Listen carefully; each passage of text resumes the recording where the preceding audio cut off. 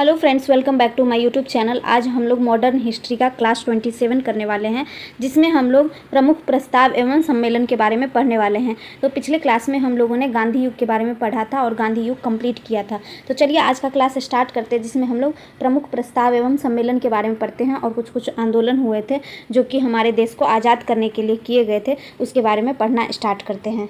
अगस्त प्रस्ताव है। द्वितीय विश्व युद्ध में भारतीयों ने अंग्रेजों के साथ देने से इनकार कर दिया था।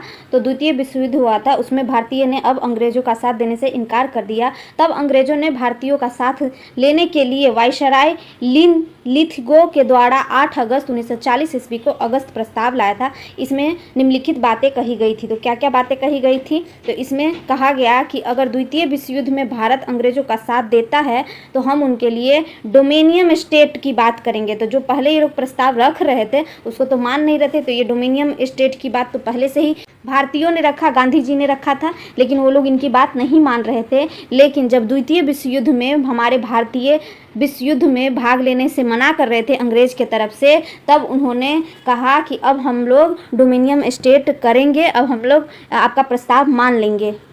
वायसराय के परिषद में भारतीयों की संख्या को बढ़ाई जाएगी। तो वायसराय का जो पद था उसमें भारतीयों की भी संख्या अब और रहेगी और बढ़ाया जाएगा। संविधान बनाने के लिए संविधान सभा पर भी विचार किया जाएगा। संविधान भी बनाया जाएगा और संविधान सभा पर भी विचार किया जाएगा। अगस्त प्रस्ताव को कांग्रेस सहित मुस्लिम लीग ने भी अस्वीकृत कर दिया, अतः प्रस्ताव असफल रहा। इसके जवाब में महात्मा गांधी ने व्यक्तिगत सत्याग्रह शुरू कर दिया। पंडित जवाहरलाल नेहरू ने अगस्त प्रस्ताव के विषय में कहा कि जिस डोमिनियन स्टेट की स्थिति पर यह प्रस्ताव आधारित है, यह दरवाजे में जरी जंग लगी कील की तरह है।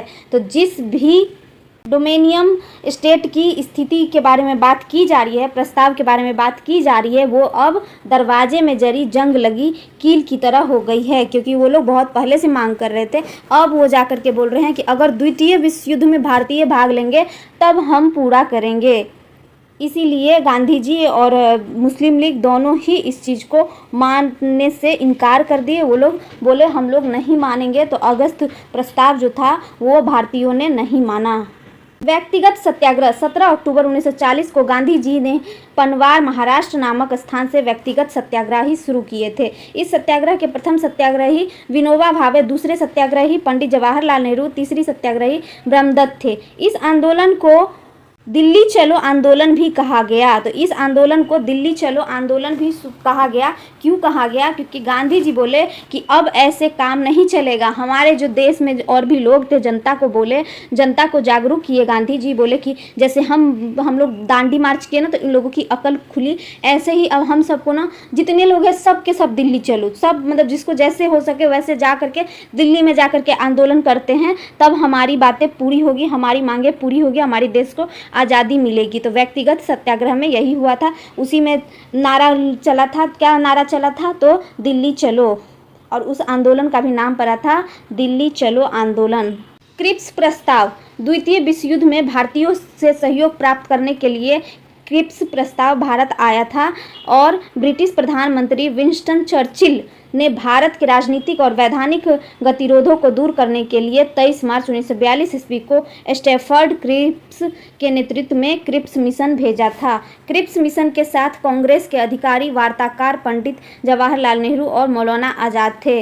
तो क्रिप्स प्रस्ताव क्या था कि द्वितीय विश्व युद्ध में जब भारतीय पूर्णतः मना कर दिए, जब अगस्त प्रस्ताव आया तो उसको मना कर दिए, मानने से इनकार कर दिए भारतीय। गांधी जी और जो भी लोग थे, मुस्लिम लीग, सब के सब मना कर दिए कि हम लोग नहीं मानेंगे आपकी बात। तब क्रिप्स प्रस्ताव आया। क्रिप्स प्रस्ताव में क्या हुआ कि ब्रिटिश प्रधानमंत्री विंस्टन चर्चिल भारत आते हैं और यहाँ के लोगों को देखते हैं और यहाँ के वैधानिक और राजनीतिक गतिरोधों को दूर करने के लिए वो यहाँ आकर के एक मिशन चालू करते हैं, जिसको क्या कहते हैं? तो क्रिप्स मिशन कहते हैं। क्रिप्स मिशन के साथ अंग्रेजों के अधिकारी किन किन के साथ बात करते हैं? तो पंडित जवाहरलाल नेहरू के साथ और मौलाना आज़ाद के साथ ये लोग बात करते हैं।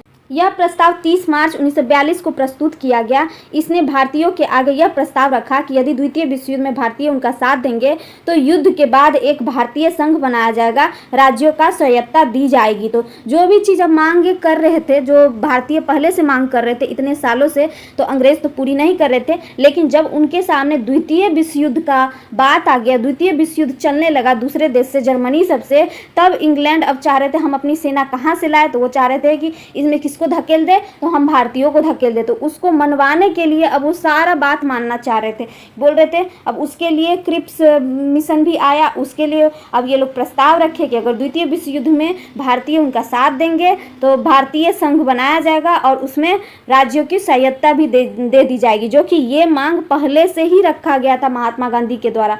लेकिन हंसी मजाक में अंग्रेजों के द्वारा उस समय में उड़ा दिया गया था। अब वो लोग मानने को तैयार हो रहे थे। वायसराय के परिषद में भारतीयों की संख्या बढ़ा दी जाएगी। एक बार काउंसिल का गठन किया जाएगा जिसमें भारतीय भी होंगे।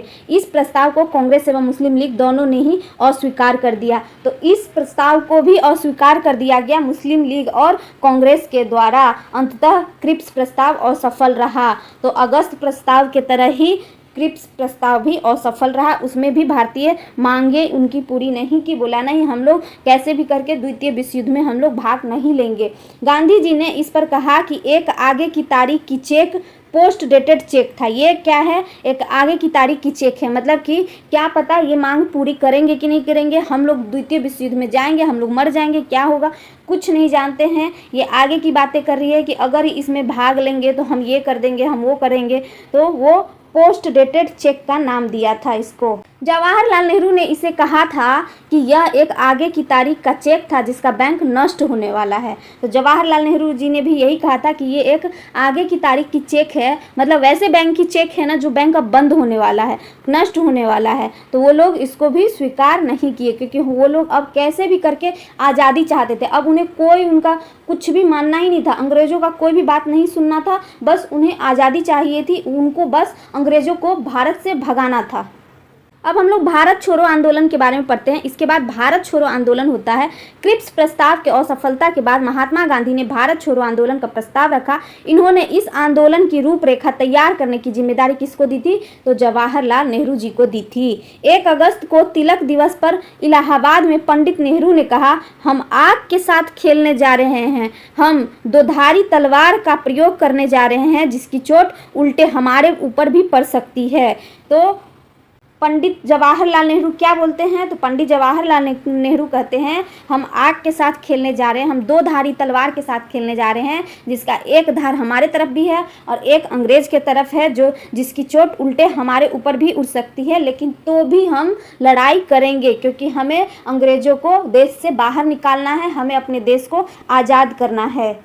इस आंदोलन का नेतृत्व महात्मा गांधी ने किया था। भारत छोड़ो आंदोलन का नेतृत्व किसने किया था? तो महात्मा गांधी जी ने किया था। भारत छोड़ो आंदोलन का प्रस्ताव 14 जुलाई 1942 को कांग्रेस के वर्धा अधिवेशन में प्रस्तुत किया गया था। यह आंदोलन 8 अगस्त 1942 को मुंबई के ग्वालियर टैंक मैदान में प्रारंभ होना था, किंतु अंग्रेजों ने 9 अगस्त को ऑपरेशन जोन आवर के तहत सभी नेताओं को रात में ही गिरफ्तार कर लिया। अतः यह आंदोलन नेतृत्व विहीन हो गया। तो ये आंदोलन 8 अगस्त 1942 को मुंबई के ग्वालियर टैंक मैदान से प्रारंभ होना था, लेकिन अंग्रेज ने 9 अगस्त को ही सबको, जितने भी नेता थे सबको वो गिरफ्तार कर लिए। इसके कारण ये आंदोलन तो शुरू हुआ लेकिन नेतृत्व विहीन हो गया था।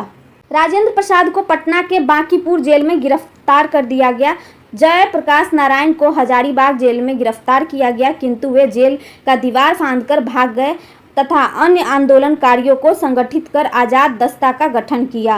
तो जयप्रकाश नारायण को भी हजारीबाग जेल में गिरफ्तार कर दिया गया, लेकिन वहां का दीवार वो फांद करके भाग गए और आंदोलनकारियों का संगठित आज़ाद दस्ता का गठन कर दिया गया। महात्मा गांधी तथा सरोजनी नायडू को आगा खां पैलेस में गिरफ्तार कर दिया गया।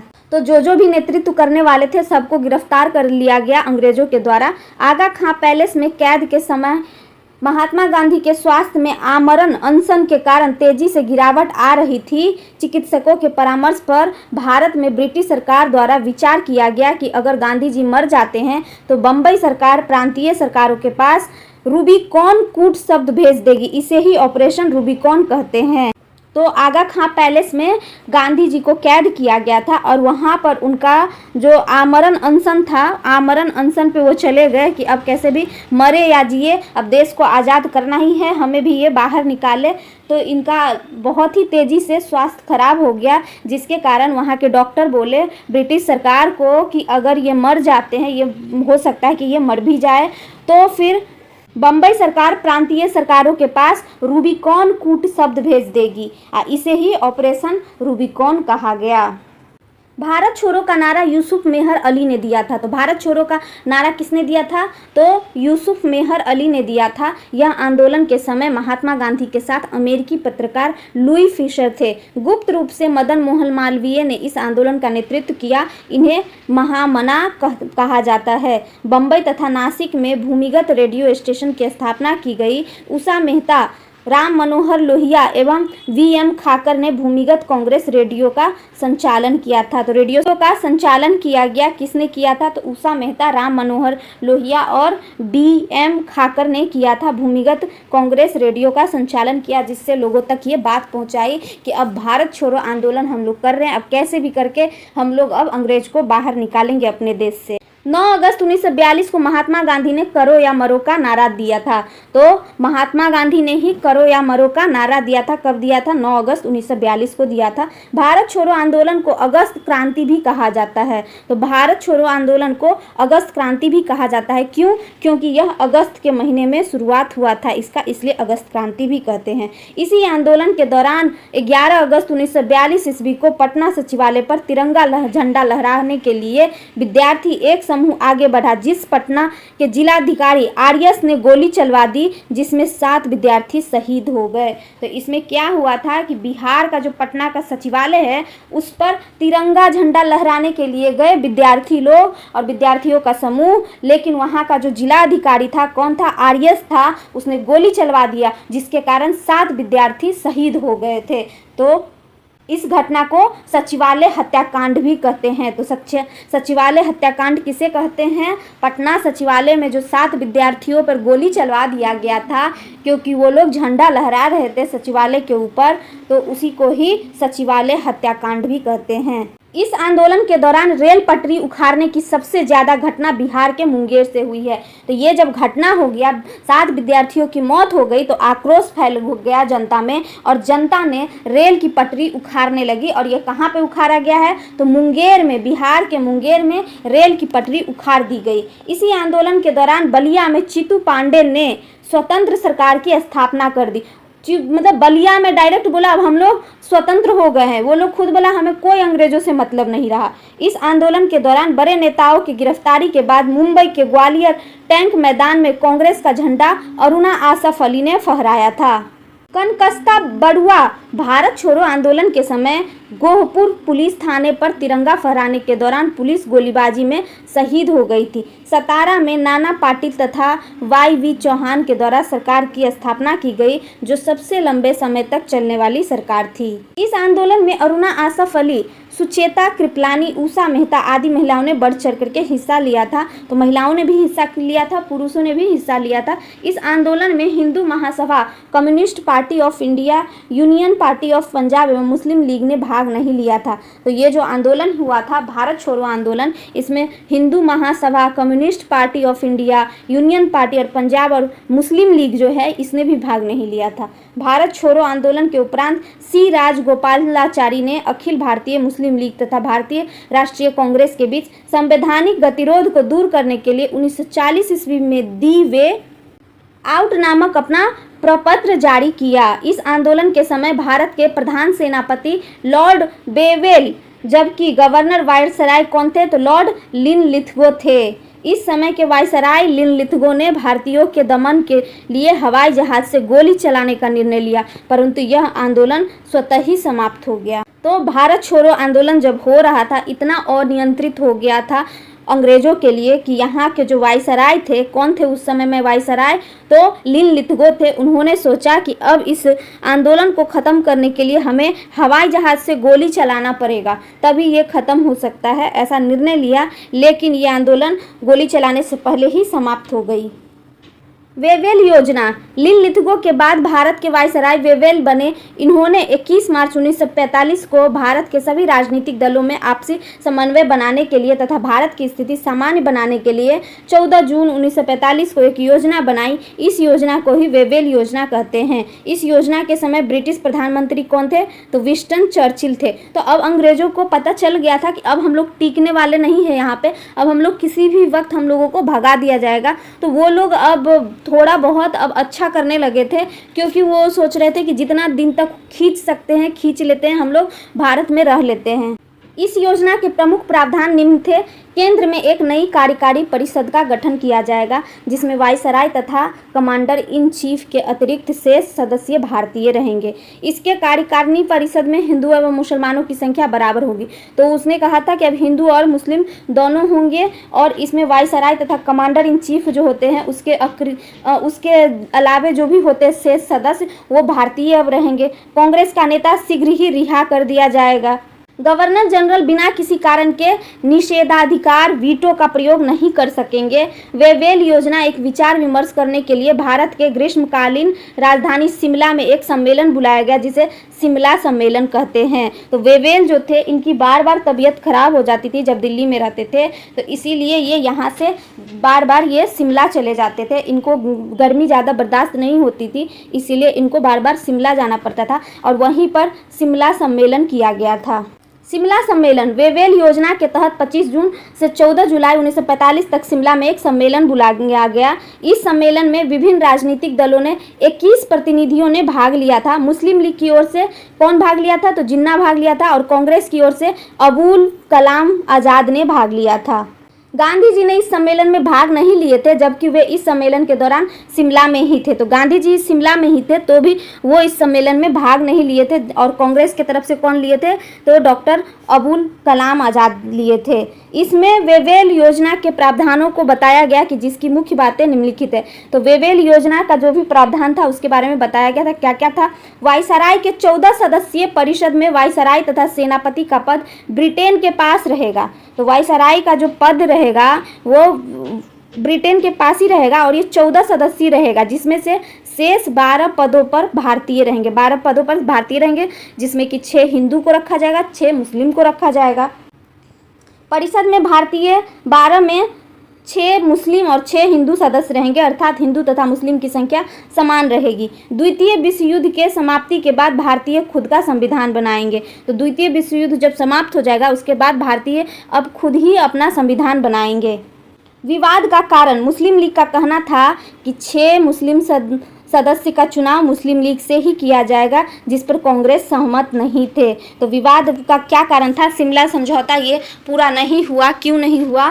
क्योंकि जो 12 सदस्य बोले थे, 12 सदस्य में बोला गया था 6 हिंदू रहेंगे और 6 मुस्लिम रहेंगे, लेकिन मुस्लिम लीग का क्या कहना था कि 6 मुस्लिम जो रहेगा ना, उस सारा का सारा मुस्लिम ना मुस्लिम लीग से ही होना चाहिए, कहीं और से नहीं होना चाहिए। तो जो भी जैसे कि कांग्रेस में है, तो क्या कांग्रेस में जो जैसे अबुल कलाम है, तो वो लोग क्या, वो लोग मुस्लिम नहीं है, वो लोग भी तो सदस्य बन सकते हैं। तो अगर 6 मुस्लिम लीग से ही बन जाते हैं, तो कांग्रेस से तो ये लोग नहीं बन पाएंगे। कुछ मुस्लिम तो कांग्रेस के भी सदस्य थे, तो वो लोग नहीं बन पाएंगे। इसीलिए ये विवाद का कारण बन गया था, जिस कारण 14 जुलाई 1945 को लॉर्ड वेवेल ने यह घोषणा कर दिया कि शिमला सम्मेलन विफल हो गया। तो शिमला सम्मेलन विफल हो गया क्योंकि वो लोग बात ही नहीं माने, मुस्लिम लीग वाले बात ही नहीं माने। वो लोग बोले 6 जो मुस्लिम रहेंगे सारे के सारे मुस्लिम लीग से ही होना चाहिए और कहीं से नहीं होना चाहिए। अबुल कलाम आज़ाद ने कहा था कि शिमला सम्मेलन की विफलता भारत के राजनीतिक इतिहास में एक जल विभाजक की सूचक थी। इस सम्मेलन के विफलता के बाद मुस्लिम लीग ने प्रत्यक्ष कार्रवाई दिवस मनाया था। तो ये सम्मेलन जब विफल हो गया, सक्सेस नहीं किया, उसके बाद मुस्लिम लीग ने प्रत्यक्ष कार्रवाई दिवस मनाया था।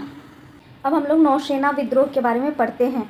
INS तलवार के सैनिकों ने 18 फरवरी 1946 को भेदभाव के कारण विद्रोह कर दिया। देखते ही देखते विद्रोहियों की संख्या कितनी हो गई? तो 5000 हो गई। इन सैनिकों ने आज़ाद हिंद फौज का विल्ला लोगो लगाया तथा आज़ाद हिंद फौज का झंडा लहराया, जिस पर दहाड़ता हुआ शेर का चिन्ह लगाया। तो नौसेना विद्रोह की संख्या कितनी हुई थी? तो 5000 हो गई थी। INS तलवार के सैनिकों ने किया था। कब किया था? तो 18 फरवरी 1946 ईस्वी को किया था, और उनके साथ भेदभाव हो रहा था इसलिए किया था। और उन्होंने अपना लोगो क्या लगाया था? तो दहाड़ता हुआ शेर का चिन्ह बना हुआ था। ब्रिटिश सरकार ने इस विद्रोह का कठोरतापूर्वक दमन किया तथा एडमिरल गोल्फ्रेड को आदेश दिया कि चाहे संपूर्ण नौसैनिक शक्ति नष्ट हो जाए, परंतु इसका दमन जल्द से जल्द किया जाए। तो उन लोगों ने इतना तबाही मचा दिया कि ब्रिटिश सरकार ने इसका कठोरतापूर्वक दमन किया। बोला इसको कैसे भी करके ख़त्म करे, चाहे ये सैनिक ही पूरा ख़त्म क्यों ना हो जाए, पूरा का पूरा सैनिक ही, उनकी शक्ति ही क्यों ना नष्ट हो जाए, लेकिन तो भी इसका दमन करना है, जल्द से जल्द इसको ख़त्म करना है। सरदार पटेल के मध्यस्थता में 25 फरवरी 1946 को विद्रोहियों ने आत्मसमर्पण कर दिया। इसे ही नौसेना विद्रोह कहते हैं। तो सरदार पटेल जो है ये भी इसमें आ गए, जो कि 25 फरवरी 1946 को आ गए, और विद्रोहियों ने आत्मसमर्पण कर दिया फिर लास्ट में, और नौसेना विद्रोह खत्म हो गया। उसी को कहते हैं नौसेना विद्रोह। अब हम लोग कैबिनेट मिशन के बारे में पढ़ते हैं। इंग्लैंड के लेबर पार्टी के प्रधानमंत्री क्लीमेंट एटली ने यह घोषणा किया कि 1948 तक ब्रिटिश हिंदुस्तान छोड़ देंगे। इसी प्रक्रिया को आगे बढ़ाते हुए एटली ने अपने कैबिनेट मंत्रियों को भारत भेजा, जिसे कैबिनेट मिशन कहते हैं। यह मिशन 29 मार्च 1946 को भारत आया था, जिसमें 3 मंत्री थे। कौन कौन थे? तो सर स्टेफोर्ड क्रिप्स थे, AB अलेक्जेंडर थे, लॉर्ड पैथिक लॉरेंस थे। तो इस तीनों को याद करने का क्या ट्रिक है? तो KAL, काल मतलब क्रिप्स, अलेक्जेंडर, पैथिक लॉरेंस। तो के से क्या हो गया? के से क्रिप्स हो गया, स्टेफोर्ड क्रिप्स, और A से अलेक्जेंडर, AB अलेक्जेंडर, और L से क्या है? लॉर्ड पैथिक लॉरेंस है। कैबिनेट मिशन के अध्यक्ष सर स्टेफोर्ड क्रिप्स, नौसेना मंत्री AB अलेक्जेंडर तथा भारत सचिव लॉर्ड पैथिक लॉरेंस थे। कैबिनेट मिशन ने घोषणा की कि इस मिशन का उद्देश्य भारत का अंतरिम सरकार के गठन के लिए आवश्यक प्रबंध करना तथा संविधान का निर्माण करने के लिए एक कार्यप्रणाली तैयार करना है। कैबिनेट मिशन में 2 प्रावधान किए गए थे। क्या क्या? तो संविधान सभा और अंतिम सरकार थे। अंतरिम सरकार और क्या था? संविधान सभा था, जिसमें कि 389 सदस्य रखे गए थे संविधान सभा में। और अंतरिम सरकार क्या थी? अंतरिम सरकार के अध्यक्ष लॉर्ड कौन बने थे? तो लॉर्ड वेवेल बने थे। और कैबिनेट मिशन के पृथक पाकिस्तान के प्रस्ताव को अस्वीकार कर दिया, जिस कारण भारत में सांप्रदायिक दंगे बढ़ने लगे। तो जब पाकिस्तान को अलग करने का, हिंदुस्तान से पाकिस्तान को, हमारे देश भारत से पाकिस्तान को अलग करने की बात को अस्वीकार कर दिया गया, तो भारत में जिन्ना और मुस्लिम लीग के लोग बहुत ही ज़्यादा दंगा करने लगे, क्योंकि वो लोग कैसे भी करके पाकिस्तान बनाना चाहते थे। तो उसी समय में हुआ, अंतरिम सरकार जब चल रही थी, उसी समय में अध्यक्ष कौन थे? तो लॉर्ड वेवेल थे। और कैबिनेट मिशन ने उसके पृथक्करण को अलग कर दिया, मतलब स्वीकार नहीं किया और स्वीकार कर दिया। इसलिए भारत में बहुत ही ज़्यादा दंगा फैला दिया था जिन्ना और मुस्लिम लीग के लोगों ने मिलकर के। अब हम लोग माउंटबेटन योजना के बारे में पढ़ते हैं। 27 मार्च 1947 ईस्वी को लॉर्ड माउंटबेटन 34वें वायसराय बनाकर भारत भेजा, एवं उन्हें यह विशेष हिदायत दिया गया कि यथासंभव भारत को संयुक्त रखा जाए। तो माउंटबेटन योजना क्या है? 27 अप्रैल 1947 ईस्वी को लॉर्ड माउंटबेटन, जो कि 34वें वायसराय थे भारत के, उन्होंने यह सूचित किया कि जैसे हो सके भारत को संयुक्त रखना है, भारत का बंटवारा नहीं करना है। माउंटबेटन ने भारत को संयुक्त रखने का प्रयास किया, किंतु सांप्रदायिक तनाव के कारण बाल्कन प्लान के तहत भारत का विभाजन कर दिया गया। तो मुस्लिम लीग के लोग बहुत ही ज़्यादा दंगा फसाद करने लगे थे पूरे देश में, तो इसलिए उनको अब अलग करना ही पड़ा। लेकिन माउंटबेटन बहुत ही ज़्यादा प्रयास किए कि भारत को संयुक्त रखा जाए, भारत का बंटवारा ना हो। 2 अप्रैल 1947 ईस्वी को लॉर्ड माउंटबेटन ने गांधी जी से मुलाकात की। गांधी जी ने सुझाव दिया कि जिन्ना को सरकार बनाने दिया जाए, कम से कम इससे देश का विभाजन तो रुक जाएगा। परंतु गांधी जी ने इस सुझाव का जवाहरलाल नेहरू तथा वल्लभ भाई पटेल ने विरोध किया। तो गांधी जी ने माउंटबेटन जी को ये सुझाव दिया था कि जिन्ना को ही सरकार बनाने का सारा अधिकार दे दे, ताकि वो देश का विभाजन न करे, कम से कम इसी बहाने देश का विभाजन रुक जाएगा। लेकिन ये सुझाव को जवाहरलाल नेहरू और वल्लभ भाई पटेल विरोध किए, बोले नहीं, हम जिन्ना के हाथ में अपने देश को बिल्कुल भी नहीं दे सकते, उसको सरकार बनाने का अधिकार नहीं दिया जा सकता है। 3 जून 1947 को भारत का विभाजन योजना प्रस्तुत कर दी गई, जिसमें माउंटबेटन योजना के नाम से जाना जाता है। जुलाई 1946 में कैबिनेट मिशन के अनुसार संविधान सभा का निर्वाचन हो जाता है। तो जुलाई 1946 में ही कैबिनेट मिशन के अनुसार संविधान सभा का निर्वाचन होता है। 4 जुलाई 1947 को भारत के स्वतंत्रता का विधेयक ब्रिटिश संसद में प्रस्तुत किया गया। तो फाइनली 4 जुलाई 1947 ईस्वी को भारत के स्वतंत्रता का विधेयक पास हुआ ब्रिटिश संसद में। 18 जुलाई को भारतीय स्वतंत्रता विधेयक पारित हो गया। तो प्रस्तुत कब किया गया? 4 जुलाई को, और 18 जुलाई को भारतीय स्वतंत्रता विधेयक पारित हो गया। 14 अगस्त को पाकिस्तान का निर्माण हुआ और 15 अगस्त को भारत को स्वतंत्रता मिल गई। तो 14 अगस्त को वो हट गया, हिंदुस्तान से पाकिस्तान हट गया, हमारे देश भारत से पाकिस्तान हट गया, और 15 अगस्त को फाइनली हमारा देश आज़ाद हो गया। अंतरिम सरकार, इसका निर्माण क्लीमेंट एटली ने 2 सितंबर 1946 में किया। उस समय वायसराय कौन थे? तो लॉर्ड वेवेल थे। अंतरिम सरकार के अध्यक्ष लॉर्ड वेवेल थे तथा उपाध्यक्ष जवाहरलाल नेहरू थे। अंतरिम सरकार के मंत्री कौन कौन थे? तो जवाहरलाल नेहरू उस समय में क्या थे? प्रधानमंत्री थे। सरदार पटेल क्या थे? तो गृह मंत्री थे, गृह सूचना प्रसारण थे। और राजेंद्र प्रसाद क्या थे? कृषि एवं खाद्य आपूर्ति थे। तो ये कहाँ के थे? तो राजेंद्र प्रसाद सब जानते हैं, बिहार के ही थे, वो कृषि एवं खाद्य आपूर्ति थे। बलदेव सिंह क्या थे? रक्षा मंत्री। जान मेथाई क्या थे? उद्योग मंत्री। लियाकत अली कौन थे? तो ये क्या थे? वित्त मंत्री। लियाकत अली ही पाकिस्तान चला जाता है, जो उस समय संयुक्त रूप से जब हमारा देश भारत और पाकिस्तान एक साथ रहता, उस समय में लियाकत अली वित्त मंत्री था यहाँ का। अरुणा अशरफ अली जो रेल मंत्री थे। होमी जहांगीर भाभा जो थे ऊर्जा मंत्री थे। योगेंद्र नाथ जो थे कानून मंत्री थे। राजगोपालाचारी शिक्षा मंत्री। जगजीवन राय कौन थे? तो क्या थे ये? तो श्रम मंत्री थे। 1951 से 52 के चुनाव के फलस्वरूप बनने वाली पहली सरकार में विदेश मंत्री जवाहरलाल नेहरू बने तथा शिक्षा मंत्री कौन बने? अबुल कलाम आज़ाद बने थे। तो सबसे पहले जो हुआ था चुनाव 1951-52 का जो चुनाव हुआ था, उसके फलस्वरूप पहली सरकार में विदेश मंत्री, प्रथम विदेश मंत्री कौन बने थे? तो जवाहरलाल नेहरू बने थे। और शिक्षा मंत्री कौन बने थे? अबुल कलाम आज़ाद बने थे।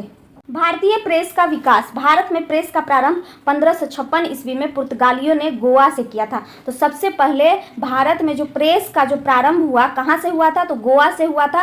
किसने किया था? तो पुर्तगालियों ने किया था। कब किया था? 1556 ईस्वी में किया था। ईस्ट इंडिया कंपनी ने 1684 ईस्वी में बम्बई में अपना पहला प्रिंटिंग प्रेस स्थापित किया था। 1780 में जेम्स ऑगस्टस हिक्की ने भारत का पहला अखबार द बंगाल गजट या द कलकत्ता जनरल एडवर्टाइजर नाम से प्रकाशित किया था। 1780 में ही प्रकाशित इंडिया गजट दूसरा भारतीय पत्र था। तो पहला कौन सा था? द बंगाल गजट था। दूसरा कौन सा था? तो इंडिया गजट था। सर्वप्रथम प्रेस सेंसरशिप लॉर्ड वेलेस्ली ने 1799 ईस्वी में लागू कर दी। तो सेंसरशिप क्या था कि कुछ भी अगर न्यूज में छापते हैं तो उससे पहले ब्रिटिश सरकार देखेगी, वो बैन करेगी, मतलब वो पहले पढ़ेगी, उनको अगर ठीक लगा कि हाँ ये पास कर सकते हैं, जो आधार था उस हिसाब से पास कर सकते हैं, तब पास होता था। नहीं तो वो अखबार नहीं छपती थी, वो प्रेस नहीं छपती थी उस समय में।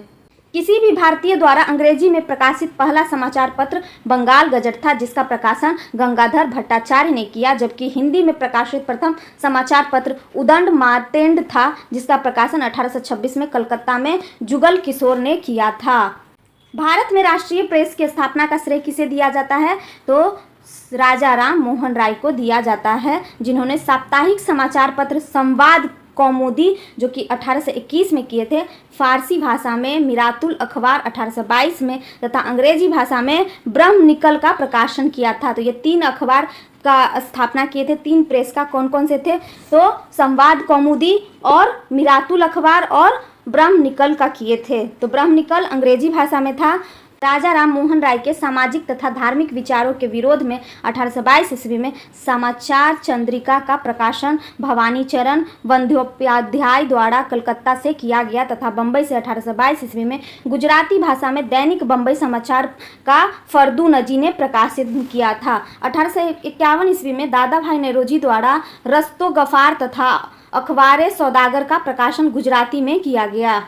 हिंदुस्तानी तथा एडवोकेट ऑफ इंडिया का संपादन भी दादा भाई नौरोजी ने किया। तो हिंदुस्तानी तथा एडवोकेट ऑफ इंडिया का संपादन किसने किया था? तो दादा भाई नौरोजी ने ही किया था। 1853 ईस्वी में हरिश्चंद्र मुखर्जी ने हिंदू पेट्रियाट का प्रकाशन कलकत्ता से किया। तो ये भी क्वेश्चन पूछा जाता है, हिंदू पेट्रियाट का प्रकाशन किसने किया था? हरिश्चंद्र मुखर्जी ने किया था। कहाँ से किया था? कलकत्ता से किया था। गणेश शंकर विद्यार्थी के द्वारा प्रकाशित समाचार पत्र प्रताप के माध्यम से विजय सिंह पथिक के बिजोलिया आंदोलन पूरे भारत में चर्चा का विषय बन गया।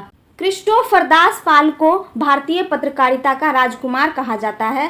ये हरिश्चंद्र मुखर्जी के मृत्यु के बाद इनके पत्रिका हिंदू पेट्रियाट का संपादन बना है। अनुज्ञप्ति नियम, यह अधिनियम जॉन एडम्स द्वारा पारित किया गया था। इस अधिनियम के तहत मुद्रा तथा प्रकाशक को प्रिंटिंग प्रेस स्थापित करने के लिए लाइसेंस लेना पड़ता था। तो अनुज्ञप्ति नियम क्या था कि मुद्रा तथा प्रकाशक प्रिंटिंग प्रेस को स्थापित करने के लिए लाइसेंस लेना पड़ता था, बिना लाइसेंस का आप नहीं कर सकते थे। इस अधिनियम के तहत 1827 ईस्वी में मीरात उल अखबार को प्रतिबंधित कर दिया गया। तो मीरात उल अखबार है उसको इस लाइसेंस के तहत ही प्रतिबंधित कर दिया था।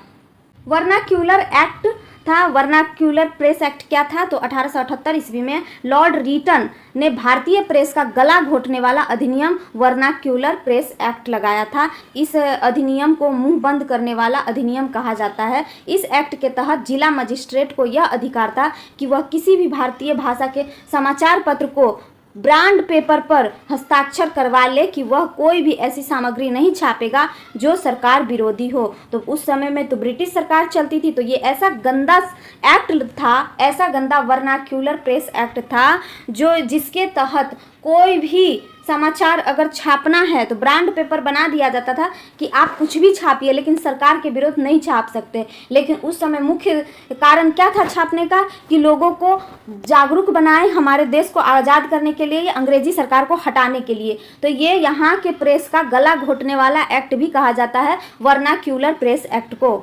यह भारतीय भाषाओं में छापे जाने वाले अखबारों पर लागू होता है। इसके तहत अखबार छापने से पहले अंग्रेजों से अनुमति लेनी होती थी। पत्रकारिता के लिए ब्रिटिश सरकार द्वारा सजा पाने वाले प्रथम भारतीय बाल गंगाधर तिलक थे। तो पत्रकारिता करने के लिए ही सबसे पहले जो पत्रकारिता के कारण जो ब्रिटिश सरकार से सजा पाए वो कौन थे? तो बाल गंगाधर तिलक जी थे। इस अधिनियम के द्वारा ईश्वर चंद्र विद्यासागर की पत्रिका सोम प्रकाश को प्रतिबंधित कर दिया। तो सोम प्रकाश को किसके द्वारा प्रतिबंधित किया? वर्नाक्यूलर एक्ट के द्वारा प्रतिबंधित कर दिया था।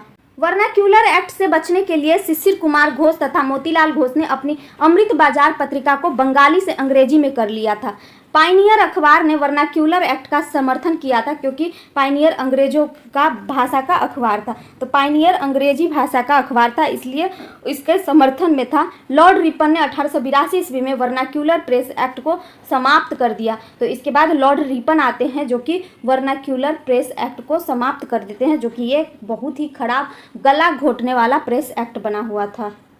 चार्ल्स मेडकाफ को भारतीय प्रेस का मुक्तिदाता कहते हैं। तो भारतीय प्रेस का मुक्तिदाता किसे कहते हैं? तो चार्ल्स मेडकाफ को कहते हैं। अब हम लोग पढ़ते समाचार पत्र अधिनियम। यह अधिनियम कर्जन की लोकप्रिय नीतियों को दबाने के लिए सरकार ने 1908 ईस्वी में द न्यूज़पेपर एक्ट समाचार पत्र अधिनियम पारित किया था। इस अधिनियम के तहत यदि कोई प्रकाशक समाचार पत्र में हिंसा अथवा हत्या प्रेरित करने वाले तथ्य छापेंगे तो प्रकाशन की संपत्ति एवं मुद्रणालय को जब्त कर लिया जाएगा। तो कोई भी ऐसा भड़काऊ चीज़ें जो कि हिंसा और हत्या को प्रेरित करने वाली चीज़ें छापते हैं तो उसकी जो संपत्ति होगी और मुद्रणालय जो होगी उसको जब्त कर लिया जाएगा, इस अधिनियम के तहत था।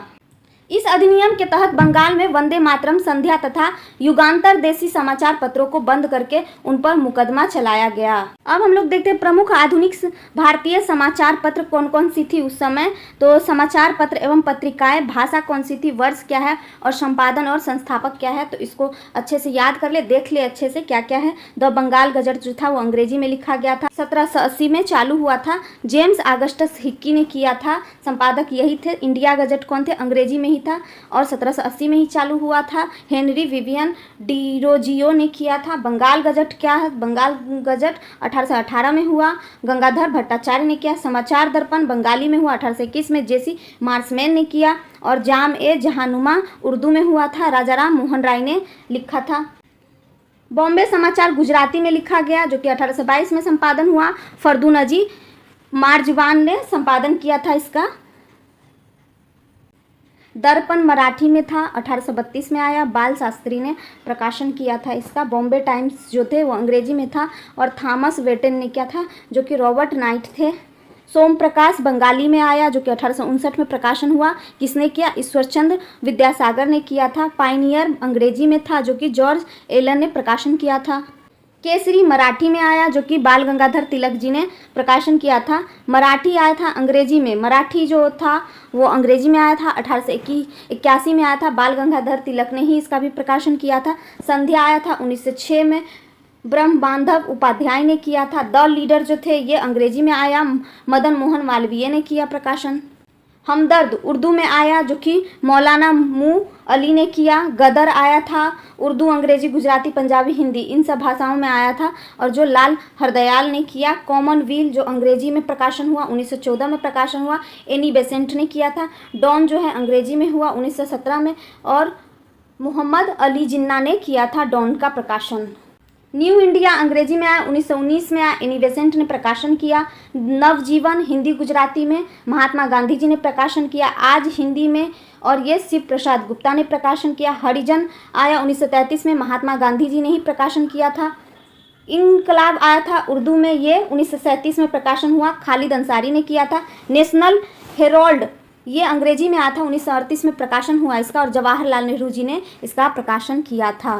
तो चलिए आज के क्लास में इतना ही करते हैं। अगले क्लास में हम लोग भारत में जो अंग्रेजों द्वारा शिक्षा का विकास हुआ उसके बारे में पढ़ेंगे। तो वीडियो अगर अच्छा लगा हो तो वीडियो को लाइक करें, चैनल को सब्सक्राइब करें, बेल आइकन दबाना ना भूलें। मिलते हैं अगले वीडियो में, तब तक के लिए थैंक यू।